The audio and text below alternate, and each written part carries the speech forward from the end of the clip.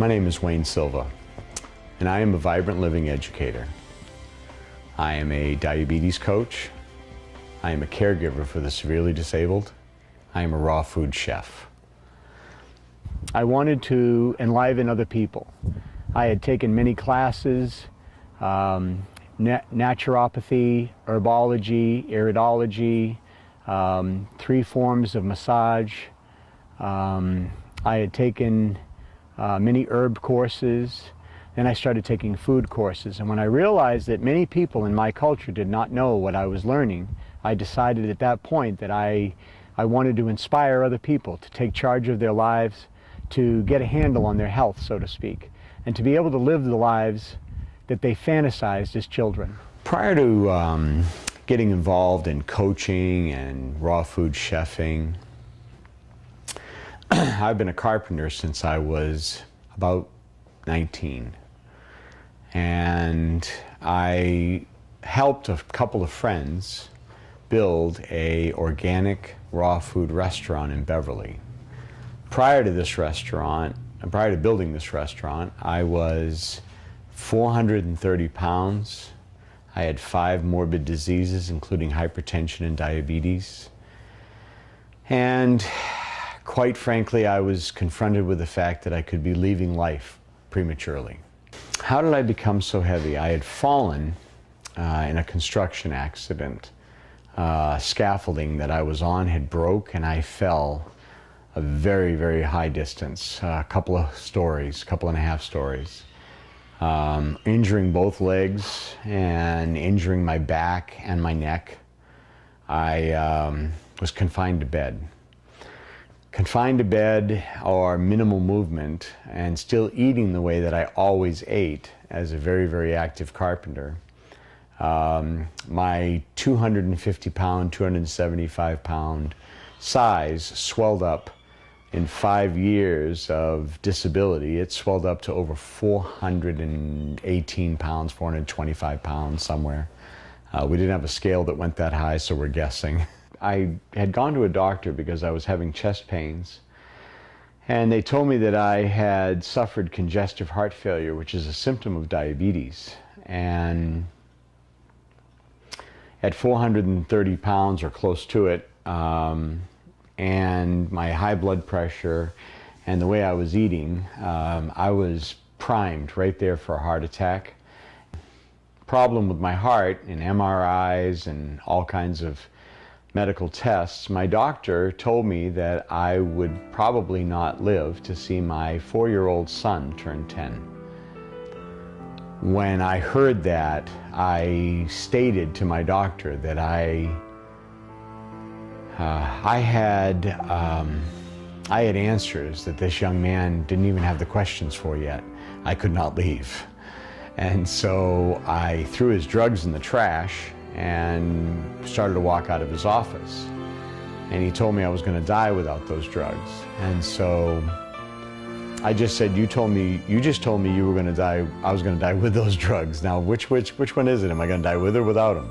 I realized right then that I didn't want any more of their pharmaceuticals. I was going to find another way. And I did find another way. And I prayed that night, and I asked Spirit for help. I said, I need help. I don't care what package it comes in. I don't care how it comes. I need help.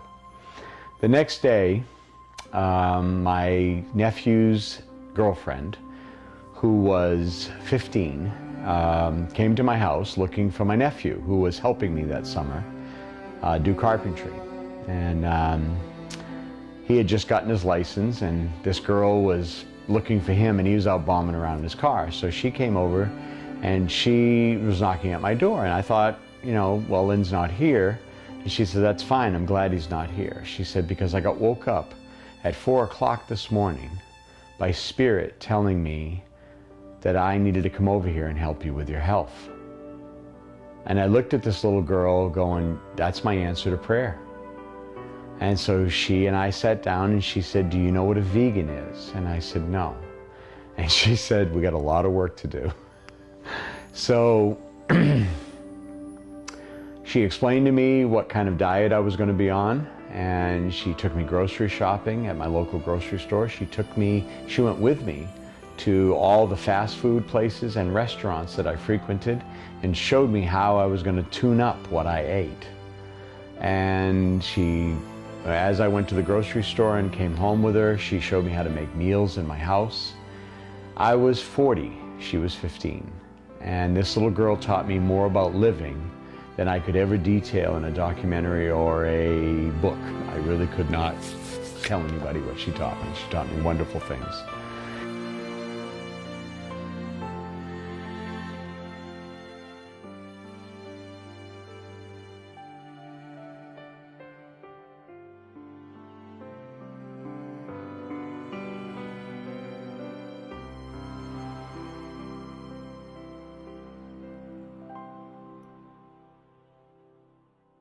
Vegan means that you eat no animal products. Some vegans wear no animal products. I just chose at the time to eat no animal products because of Jamie. And the problems at first were there was no more eating out. There wasn't vegan anything. So I had to learn how to order from a menu. I could order a vegetable, I could order some rice, I could order some squash, I could order some salad, and that's all I knew because there were no vegan meals in any restaurant in Texas. And fast food, forget it. There ain't a vegan nothing out there. And so I had to learn how to adapt this new vegan idea to what I normally ate. I still continue to drink beer. Beer is vegan. So I still continue to drink beer. I don't anymore. I switched foods, I switched alcohols, I switched to organic wine. I stopped drinking everything else except it. I switched foods, I stopped going out to eat at any restaurant and started making all my own food, shopping in grocery stores for things that I could eat, learning how to make things that I could eat. There were no raw food websites out there. There were no vegan websites out there, and I didn't have a computer. So I had to learn from Jamie. One of the hardest things to overcome during these lifestyle transformations was my mental posture, my attitude, the way I perceive things, my perception. I had to alter my perception, and I didn't know how. But as I started to get healthier and my body started to heal and I started to have more energy, I started to interact with people because of that energy. They would spot that energy, they would interact with me. And I started interacting with a different kind of people. People that were after their health, people that were looking for ways to live more vibrantly in our world. The hardest physical habit I had to give up was drinking alcohol and smoking an awful lot of marijuana. And I think that those two changes have brought about more in my perception and my perspective than the food did.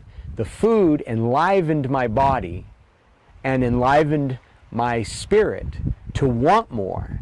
But the perception was changed because I stopped inebriating myself and anesthetizing myself, which is what I was doing.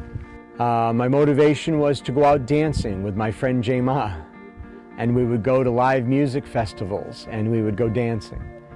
My motivations were hiking, bicycling, doing things that I only did when I was a young man. I was in Boy Scouts. I wanted to go camping and tenting, and at 400 plus pounds I couldn't do anything. Just sit.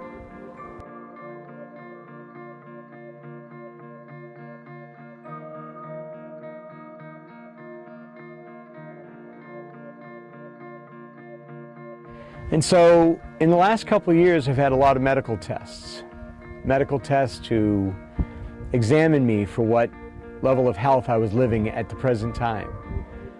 I am no longer a diabetic, and the doctors say there's absolutely no proof that I ever was a diabetic. And I was 20 years as a morbid diabetic. They said that I had 2 forms of a type of cancer in my prostate and my colon. And I had hypertension. And I was on medications for all of them. And I was on pain medications for the pain that I was in. And my first accomplishments were to get out of the leg braces, get out of the gimp sticks. The second ones was to get off the drugs. It took some time to get away from their drugs, but I did. I managed to get away from them by supplementing my life with herbal supplements, naturopathic supplements, natural herbs, and by eating vegan food, cooked and raw. And upon building the restaurant in Beverly, the Organic Garden Cafe, when I was hired as a carpenter to build this restaurant, the man himself, Robert Reed, pushed my level of accomplishment further than I could have ever fantasized. Because of this raw food knowledge, I dropped more weight, my health challenges disappeared one by one, and over the next 4 or 5 years, my health got so much better, there was no telling the new man from the old man.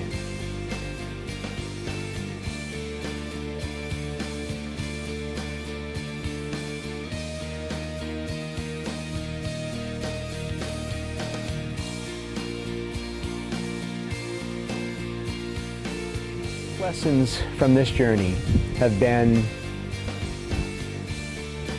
ineffable, but I'll try. I didn't know I had a spiritual nature. I didn't know my mind could work this well. I didn't know my emotions could be this governable. I didn't know that thoughts are things, and they are. What we think is what we become. And how we think and what criteria we use to think should be taken into consideration on a daily basis, and I know I do. I am grateful to the creative genius of the universe for allowing me another chance at life.